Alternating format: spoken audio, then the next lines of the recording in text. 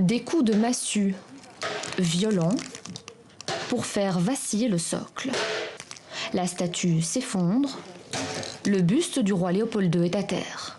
Nous avons appris que cette action illégale organisée par des activistes allait avoir lieu et nous avons décidé de la filmer pour comprendre leur motivation et leur mode d'action.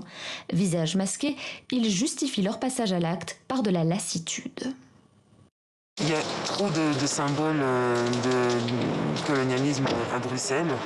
Pour nous, c'était important. Ça fait des années qu'on milite et qu'on essaye de se faire entendre par rapport à ça, de décoloniser l'espace public. Et c'est quelque chose que, voilà, on a l'impression de prêcher dans le désert, de dire des choses et qu'on ne nous écoute pas. L'actualité a réveillé le débat. Dans le communiqué qu'ils ont préparé, les activistes font référence à la mort de George Floyd.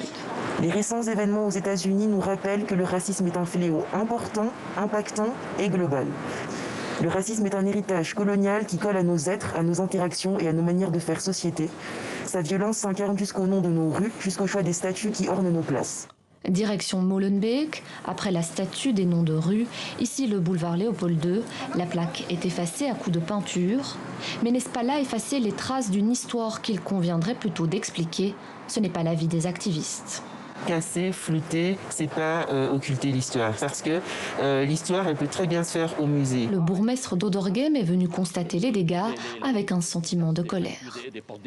Je dis que c'est contraire à l'état de droit. Et je ne peux pas cautionner les exactions à l'état de droit parce que c'est très dangereux. Enfin, je dis que ce type de manifestation ne facilitera en rien l'explication nécessaire de l'histoire de notre passé, du passé belge, du passé colonial, du passé de Léopold II. Au contraire, ça va radicaliser les propos. Didier Gauzoin souhaite replacer le buste, mais en y ajoutant une note sur le contexte historique. Il demande donc à l'État belge de faire enfin toute la lumière sur l'action de Léopold II au Congo. Les auteurs, eux, risquent de 8 jours à 1 an de prison et jusqu'à 4 000 € d'amende pour destruction de monuments.